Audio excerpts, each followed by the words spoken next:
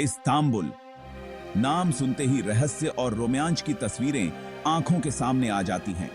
हजारों सालों से यह शहर दुनिया का एक महत्वपूर्ण चौराहा रहा है। इसकी शुरुआत हुई इसके खास जगह से, बोसफोरस जलडम भूमध्य के किनारे। यह संकरी जलधारा काला सागर को मरमारा सागर से जोड़ती है और फिर आगे जाकर भूमध्य सागर से। इस जलडमरू मध्य पर जिसका राज, उसी का राज पूर्व से पश्चिम तक के व्यापार और सामानों की आवाजाही पर। तो इसमें कोई हैरानी नहीं कि बड़े बड़े एम्पायरों ने इस्तांबुल को अपना बनाने के लिए लोहा लिया। चलिए समय में पीछे जाकर इतिहास की उन परतों को खंगालते हैं जो इस्तांबुल को इतना अनोखा बनाती हैं। रोमेनों से बहुत पहले, ऑटोमनों से बहुत पहले यहां फारसी थे। दारा प्रथम जैसे राजाओं द्वारा शासित अकेमेनिड साम्राज्य ने इस भूमि के सामरिक महत्व को पहचाना था। वे इसे उस समय बीजांटियम कहते थे, जो एक छोटा सा लेकिन समृद्ध व्यापारिक स्थल था। फारसियों ने इसकी क्षमता को पहचाना और इस क्षेत्र में अपने प्रभाव लाए। उनकी कलात्मक शैलियां, उनकी प्रशासनिक व्यवस्थाएं, इन्होंने बीजांटियम पर अपनी छाप छोड़ी। ये आने वाले समय का एक संकेत था, एक इशारा था कि इस्तांबुल हमेशा उन एम्पायरों द्वारा गढ़ा जाएगा जो इसके दरवाजे पर दस्तक देंगे। फिर आए रोमन। सम्राट कॉन्स्टेंटाइन द ग्रेट को एक सपना आया था।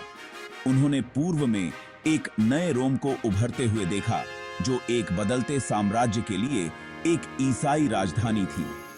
330 ईस्वी में बीजांटियम का पुनर्जन्म कॉन्स्टेंटिनोपल के रूप में हुआ। यह शहर भव्य रास्ते, प्रभावशाली स्मारक और रथ दौड़ के लिए एक हिप्पोड्रोम से सजा हुआ था। कॉन्स्टेंटिनोपल बीजांटिन साम्राज्य का दिल बन गया, रूढ़िवादी ईसाई धर्म का केंद्र और शिक्षा का प्रकाश स्तंभ। इस युग में भव्य हागिया सोफिया का निर्माण हुआ, जो बीजांटिन वास्तुकला की एक उत्कृष्ट कृति थी। भाग 4, तुर्क विजय, एक नए युग की शुरुआत। सदियों बाद पूर्व से एक नई शक्ति का उदय हुआ, तुर्क एम्पायर। 1453 में सुल्तान मेहमेद द्वितीय के नेतृत्व में ऑटोमनों ने वह हासिल किया जो कभी असंभव माना जाता था।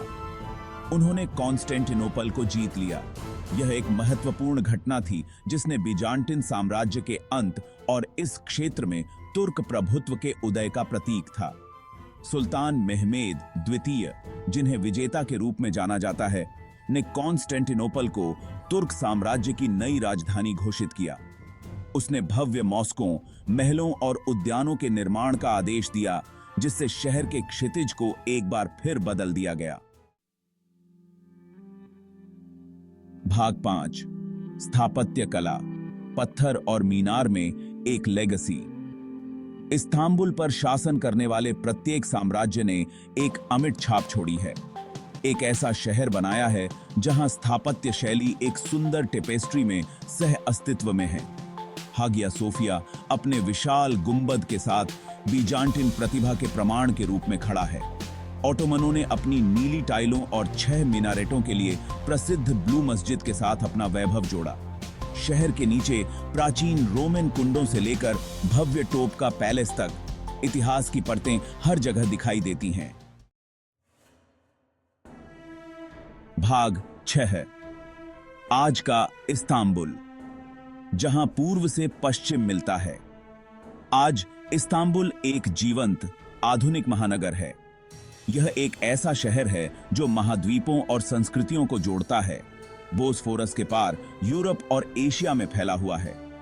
इसके अतीत की विरासत, इसकी विविध आबादी, इसके समृद्ध भोजन, इसके संगीत और इसकी कला में स्पष्ट है। हलचल भरे ग्रैंड बाजार या मसाला बाजार से गुजरना समय में पीछे हटने जैसा है। इस्तांबुल एक ऐसा शहर है जो सही मायने में पूर्व से पश्चिम मिलन की भावना का प्रतीक है। यह एक ऐसी जगह है जहां इतिहास जीवंत हो उठता है, जहां एम्पायरों की गूंज आज भी हर कोने में महसूस की जा सकती है। तो आइए और इस्तांबुल के जादू का पता लगाएं, एक ऐसा शहर जो मोहित और प्रेरित करता रहता है।